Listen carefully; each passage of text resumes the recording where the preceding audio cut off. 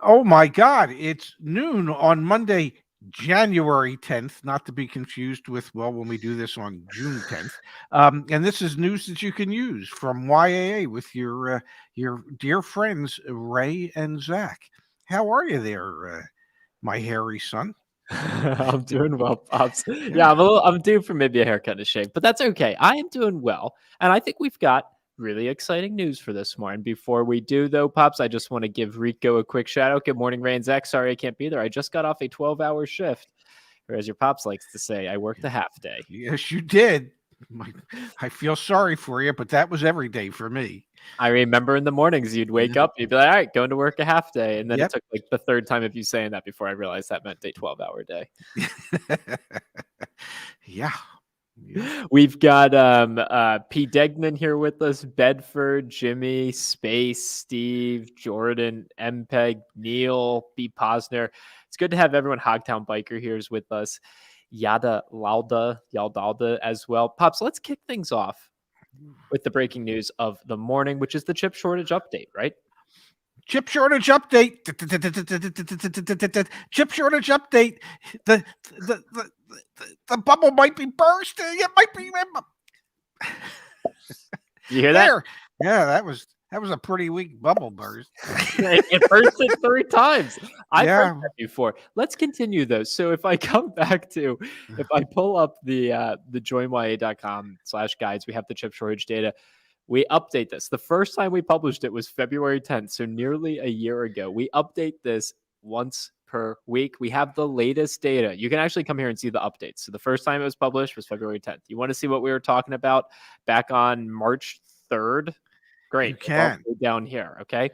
I'm going to scroll all the way back up. There's so much data on this page. Some might even say too much data. We now have a newsletter that you can sign up for. So if you want to get the updates there, sign up for it right there, or it's over here. But Pops. Yes. This is the data from Auto Forecast Solutions. Maybe we should level set and just say 10.2 million. That was the total loss last year. Yes. This year, what are we looking at? The projection is a miniature 767,700 projected loss for the year.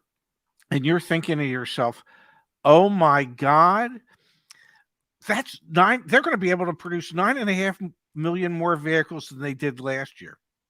No. So I guess provide some context to that comment. Like the first time Auto Forecast Solutions came out with their 2021 projection, it was maybe like 500,000, if I remember correctly. Yes. That we're going to be lost. And we ended the year at 10.2 million. Yes. So is your rationale, you're thinking is they're saying, okay, this year is going to be 767,000. It's just going to go up and up and up. That would be my rationale. Yes, that would be my thinking. Do I think it's going to be 20 times like it was last year from the beginning of the year to the end of the year? I don't think it'll be quite that high. But if it's 10x, that'll be 7.5 million vehicles that could be lost to production, which Boston Consulting Group in their deep dive into the chip shortage and how it's impacted production, their projection for 2022 is that the chip shortage will result in a loss of production of somewhere between 7 and 8 million vehicles this year. So that's why I'm guessing that this week's numbers is you can 10x it, and we'll be right where Boston Consulting Group suggests will probably be. It is worth mentioning, though, Dad. So in the first 10 days of the year, we saw 9,800 vehicles taken out of production here in North America. And globally, that number was 47,300. I'm going to pull it back up on the screen here, though, so we can look at the fourth quarter of last year and some of the third quarter as well. This was the chart that we were updating weekly last year, which was the total number of projected vehicles lost and the change from the prior week. And if you look at the month of December, like the total number of vehicles lost globally was only like 20,000 vehicles, 25,000 vehicles. So, and then, this first week of January, we're seeing 48,000. That's like not that bad. We had seen weeks where the projections were going up by quarter of a million. There was one week where it was over 500,000. Yeah, exactly. And so, there you go, 576,000. So like, there's definitely a slightly different story being told now than there was back in September and October. I mean, things are definitely getting better. Are they getting better to the point where they're going to decrease by 90% year over year? I think that's where the questions remain. No, and I don't think I don't think well, and then there are other issues that will actually impact the production of vehicles above and beyond um, chips and the chip shortage. There's a labor shortage. There's other supply chain issues. There's still the COVID issue that can impact um, how productive plants can be, because if you don't have enough workers Yeah. to run two shifts or three shifts, well, then that's going to slow down production. So the loss of production will be impacted by many more things than just the chip shortage, even with the chip shortage improving dramatically. And there's also the parallel story, which is the chip shortage is not the car shortage. One influences the other, right? Like the chip Yes. shortage influences the car shortage. But we were just talking about this earlier, you and I were. I mean, the amount of new cars that are already spoken for, and I'd be curious if anyone in the community has an answer to this. Like, what percentage of cars, or how many months worth of cars are already pre-sold? Is it 1 month's worth of inventory is pre-sold? Is it 6 months of inventory is pre-sold? Is it a year's worth of inventory is pre-sold? Because right now, if you go to try and buy a new car, you're not. You're going to be buying one that's going to come on a ship sometime later on this year. If I were to guess, Hmm. and since I know that most manufacturers work on a 90-day allocation system, the dealers know what's allocated over the next 90 days. And the smart dealers, um, they start pre-selling all those vehicles. I mean, that was one of the wonderful things we did in the mini stores. Well, we pre-sold most of the stuff that was coming in. So we had a pretty good idea as to what our sales were going to be every month, because we knew what percentage of our inventory was already pre-sold. So I would suspect that in most cases, it's at least pre-sold for 3 months, and more than likely longer than that, because um, if say 90 to 95% of what's being produced by all the manufacturers is already spoken for, well, that leaves very few cars to actually be sitting on lots available to people who are just thinking about, on a Saturday morning, going, "Hey, honey, why don't we go buy a new car?" Yeah. Um, that's a thought that you would have had to have had 3 months ago. So the amount of available inventory that'll actually be on the ground at any given point, probably this coming year, won't be all that much compared to what it's been in the past. Definitely. And that's why it's the parallel story. Even as we have, like, let's say the next couple of weeks, we're still able to provide good chip shortage Hmm. updates, which between the two, like, we'd love that. We want that. There's, Absolutely. there's still going to be the car shortage. And that, Yes. I think that probably trails it by at least 3 months, if not 4 or 5, maybe even 6. Not to mention the lasting ramifications of this experience and like what dealer practices continue to exist. Yes. Yes. Speaking of dealer practices, Pops, I thought we would switch gears here. That's the chip shortage update. Check out the website, sign up for the newsletter. The chip shortage, we'll keep track of it. Let's switch gears to Ford. Does that sound good to you? Ford, found on road dead, fix or repair daily. Yeah, no, I love talking about Ford. I want to share with you this memo that was posted to the internet, and let's read it together. How's that sound? Well, how about you read it and I'll listen along with everybody else? This is from January 7th. So just the other day to all Friday, Ford. last Friday. Damn, you are spot on. You are good, man. We are a good pair. It's Sometimes. to all Ford dealers for the new sales department. There's two pieces to this. Let's break them Yes. both down. We're actually going to start with the one at the bottom here. We're going to come back to the top.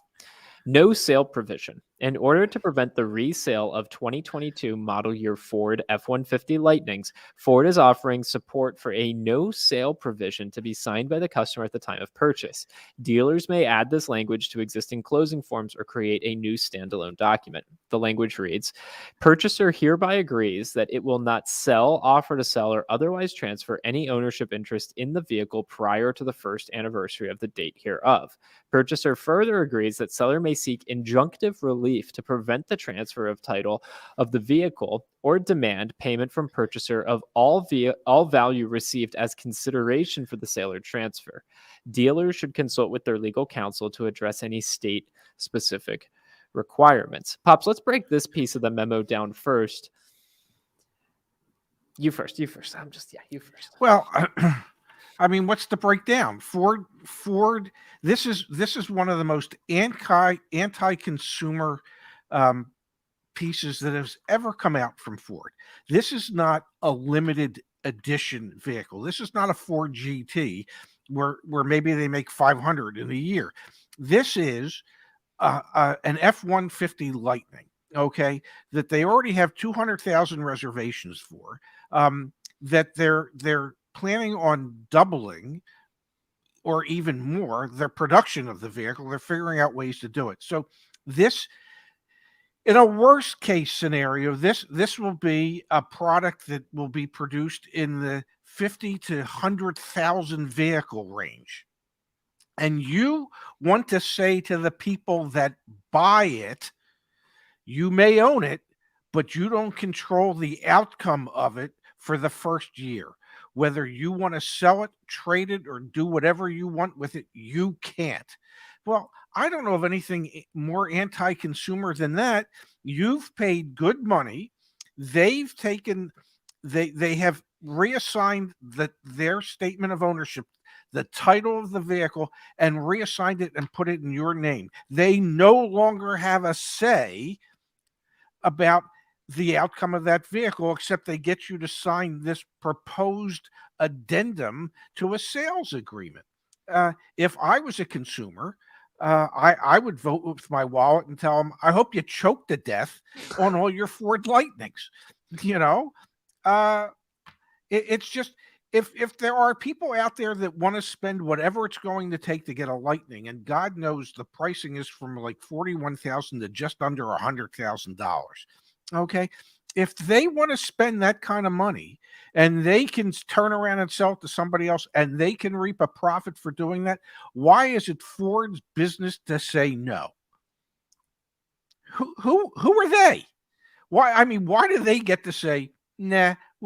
Nah, you can't do that. I wouldn't sign that. I wouldn't sign that form for anything. Igor here in the chat. I smell lawsuits all over the place over this policy. If, for example, I go bankrupt or lose my job and can't afford the car, that means I can't sell it. Lawsuits are coming like there's no tomorrow. I agree. I think that this has all sorts of pieces, especially how they put the language in there and then to talk to your own legal counsel. Yeah. I wonder how much weight there actually is behind this. Like, a lot of people will be intimidated by it, and a lot of people will sign it. But I wonder how much weight there is to it. It is such BS. It's really, truly like the most anti-consumer thing. This is worse, in my opinion, than when Toyota came out with the subscription to remote start your car. Like, this to me is worse than that. This sets a precedent that not only can we manufacture a product and sell it to you, but we can also then dictate to you the conditions with which you can own that product. In what other field does that a thing? I can't think of any. It would be like if I bought a sofa, okay, and when I sat on the sofa in the store, it felt comfortable, okay, and I bought it and it's delivered and it's put in my house, and I sit on the sofa, and the first day it's comfortable. The second day, I don't know, my back starts hurting a little bit. The third day, I get numbness in my right leg, okay, but the sofa people said, well, you're not allowed to do anything with that sofa other than sit on it. Okay. You can't sell it. You can't give it away. You can't do nothing with that sofa for the first year. Get out of here. Okay. And the same would apply to a truck. Okay. I don't care what Ford says.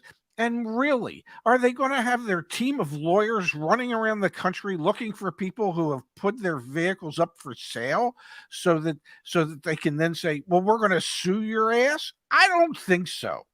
I really don't think so. It's more threatening sounding than anything, but it is totally anti-consumer, and it tells you everything you need to know about Ford Motor Company as to how they feel about you and their product that they're selling to you. They I, could care less about you. I think though, Pops, to be honest, I think the other part of the memo is actually even better. I mean, in terms of how Ford feels about Yes. it. Um, all right, let's take a peek at that piece. I'm looking at the chat, and there's a lot of comments going on in the chat. But let me read this out. Okay. It has come to our attention that a limited number of dealerships are interacting with customers in a manner that is negatively impacting May I customers. say something real quick? That limited number is probably 95% of all the Ford dealerships. It ain't limited. Okay. That is negatively impacting customer satisfaction and damaging to the Ford Motor Company brand and dealer body reputation. Examples of these negative interactions include demanding that customers who are already on the reservation list for the 22 model year Ford F-150 Lightning make additional deposits or payments. These actions are perceived as threatening customers by withholding their opportunity to convert reservations to orders. Listen to this. This behavior is not allowable under paragraph 6 of the sales and service agreement. Paragraph 6, subsection I states that, quote, the dealer shall conduct dealership operations in a manner that will reflect favorably at all times on the reputation of the dealer, other company authorized dealers, the company, company products, and the trademarks and trade names used or claimed by the company or any of its subsidiaries. The dealer shall avoid in every way any, quote, bait, deceptive, misleading, confusing, or illegal advertising or business practices. If it is determined that your dealership is engaging in such practices, Ford Motor Company reserves the right to redirect the dealership allocation of the F-150 Lightning for the entirety of the 2022 model year. I read that Yes. and like part of me laughed and then part of me got really sad. Like, go on Car Gurus right now, Ford, and search for your Ford dealerships and look at the BS pricing that they're putting out there. Then go into the dealership and request an out the door price and see that you can't even get the out the door price because you have to beat down the freaking door to get it, and then see all the fees that are associated with it that weren't advertised on the website. Get I this is the closest I've been to cursing on this show. Get the F out of here. That is the biggest pile of wait, I've got an okay, wait a second. There's not a big enough bowl to make that much poop. Yeah, because they don't want it to reflect poorly on the company. Except, well, the company, being Ford, is saying, and if as a consumer you buy it, you can't sell it. They're just so full of poop. Okay, the whole thing is just. And trust me, Zach, if they really wanted to enforce any of this, 95% of their dealers would be shut down because 95% of their dealers are in violation of paragraph 6, subsection I, okay, and have been for years and years and years. And Ford turns a blind eye to it. So that if they Let actually me try reread it. to, Bait, deceptive, yes, misleading, confusing, or illegal advertising or business practices. That the freaking CFPB puts out an annual bulletin about how freaking challenging it is to buy a car and how confusing it is.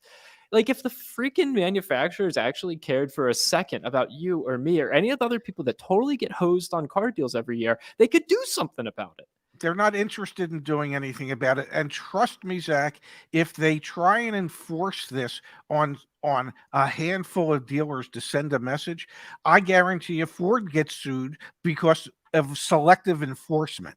Okay, because if I was the lawyer for the dealership that's being threatened, I would say, what about the other 95% of your dealers that are lying, cheating, and stealing in their advertising in an effort to get people to come to their dealerships? You don't seem to care then.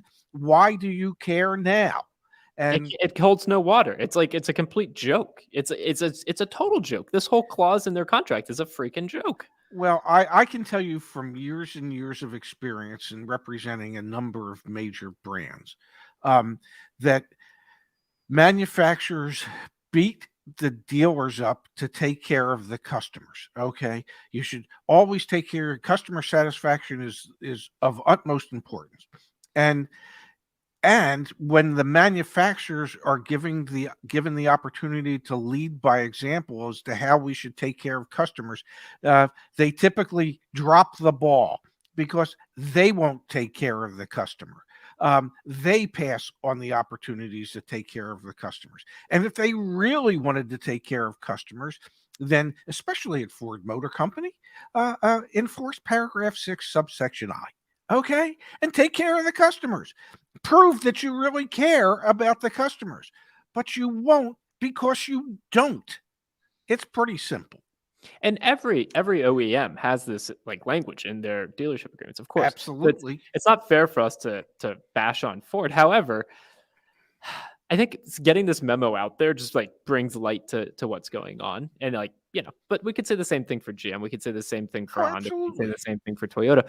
And it is selective listening. It honestly, Dad, when I saw this and we had our conversation before the show, it's like when you and Mom would try and put me in timeout or like tell me not to do something. It's selective listening. Like I'll listen to you when I want to listen to you when I'm a preteen.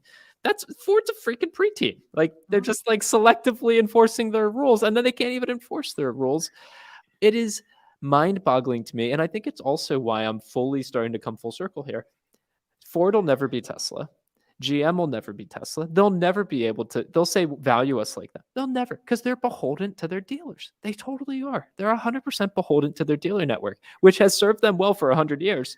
I don't think it's the right model for the next 100 is the issue.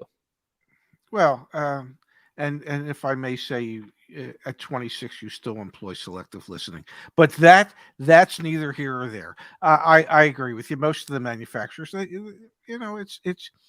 they're not really looking to change the model all that much as to how cars are sold. They talk about it. They talk about it with their dealer body. They don't do anything about it. I was in the industry for 43 years. 43 years. The first 20 of those years, they didn't even care what the customers thought. Okay. It wasn't until sales and service satisfaction surveys started coming out that they pretended to care. And that's all it is. They pretend to care. They don't care. I've just seen it way too many times when given the opportunity to do the right thing for a customer, and they pass. So whatever. Don't get me started on Ford or GM or Toyota or Honda. They're all pretty much the same. Hey, but they speak out of both sides of their mouth. Because of that, you know what? They create the opportunity for YAA to exist. Yeah. Like there is legitimately, it's funny to think about this, that there is no need for YAA if everyone was like Tesla. Like what value do we provide? Like not that much, but like we provide a ton of value because like all the gamesmanship and challenges that go into buying, servicing, selling a car. Yep. Keep it up, Ford. We're here to help. We're here to bash. We're here to bash, and then we're here to back it up by actually helping. Yeah. All right. So let's switch gears to another topic, Pops, which is also ties in with the Lightning. All of the trucks, all the EV trucks. That was the headline actually today on Automotive News. You've got GMC, obviously, with the Hummer EV that's already on sale. You've got the F-150 Lightning. Chevy announced the Silverado EV. A Ram EV pickup truck is coming down the pike. We also have, obviously, the Rivian that's already out there as well. EV trucks are very obviously the future. Is the infrastructure there? That's a whole nother conversation. But the trucks are there, man. That is clear.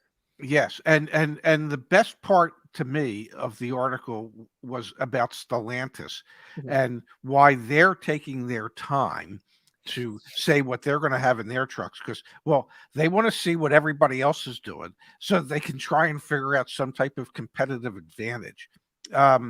And by doing what they're doing, they're going to be so late to the game. Yeah. That whatever competitive advantage they think they may have, they probably won't have. They talk about not having any convictions with what you want to do. They don't. There's no courage of their convictions. They're saying point blank, we want to see what everybody else is doing, and then we want to figure out what we might need to do. They don't know what they want to do, and that's what their problem is.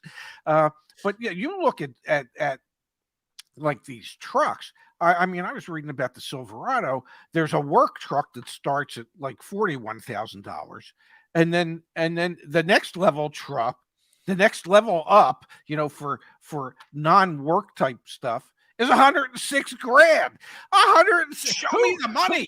Show me the money. You need to be shown the money because it's going to take so damn much money to buy one. I like there's it's like 40 grand or 106 grand. There's no in between just yet. I mean, who can afford these things? Yeah, no, the one thing I need in life is $106,000 pickup truck to get my ass around. Hey, man, you stay tuned because I might, if this thing works out, I'll make sure that happens for Oh, you. please, yes, yeah. When Another thing, we buy a vehicle for YAA, let's buy an electric pickup truck that's 106 grand. another thing that I want to turn our attention to, Dad. Now that the calendar year is closed, we have the sales leaders from the Yes, past year. Toyota just buying away. They grew their sales by 10% year over year, over 2 million. Ford, 1.8 million vehicles sold, down 6.5%. Chevy sales down 18%. And this, to be clear, actually, Toyota outsold all of GM yes. for the prior year as well. These numbers are great numbers because we can get into a little more detail by sections of how they sold. But this is the overall, which was pretty interesting. So you can see here for pickups, Yes. F-Series pickups again leading the way, but down nearly 8%. Ram pickups up 1%, which is crazy. You've got the second highest selling pickup truck, but you're coming out absolute last when it comes to the EV stuff. Whatever. Anyway. Because you have no courage of your convictions because you have no convictions. On the van front, the Toyota Sienna sales increased drastically there. Same with the Kia Sedona and the Kia Carnival. The Carnival's cool. Yes. Carnival's cool. Lots of pickup there. The Dodge Challenger, we don't have too many more muscle cars years in front of us. However, the Challenger still beat out the Mustang there barely. Yes. Camaro sales down over 26%. Tesla, obviously dominating in the EV space. Ford next, then GM after that. The large SUVs, the Tahoe, your big winner there. The Yukon after that. The Wagoneer on the list, Pops. That thing can get expensive too. That's $100,000 Jeep. Isn't What that do you mean crazy? can get? It is expensive. It's not can get. It is. Totally is. Yeah. Civic sales up a little bit. Sentra sales up. Corolla sales. So when it comes to the compact cars, definitely. And Civic outselling the Corolla is a pretty significant event. Yeah, it really, really is. Yes. And then Ford with their new nameplates, the Bronco Sport, Bronco, the Mach-E, and the Maverick, all selling pretty well, all things considered, last year. Yeah, well, the launches might not have gone quite as smoothly as they would have liked. The recalls haven't, how many of them are actually on the road is another question, but the sales have been. It's like when I worked for a Dodge store in the 70s. Boy, I was going to see my customers every week because they were getting a new recall every week. It was just a great time to be in the Dodge business. Interesting how Kia and Hyundai are up 19 and 20% respectively. Well, they have hit on trim levels and styling that have caught people's eyes. And let's face it. I mean, Hyundai and Kia, okay, are if imitation is the sincerest form of flattery, they imitate the finest brands out there. They are not ashamed to say, "Hey, we like the look of this on a Mercedes, so we're going to include it in our car," or "We like the look of this on a BMW, and we're going to include it in our car." They have hit on a combination of trim levels and body styling that is just resonating with the public, and their pricing is still more competitive for them than the Asian and European brands, and even some of the domestic brands. Space reminding us here, the Civic had a refresh this year. Big updates. That's partly why probably they outsold. And also, we've got a question here from Anna Pops. I need, all caps need, so we understand, to buy a new vehicle. Is it a must to purchase a hybrid or electric? Is it a must? Only if you deem it to be a must.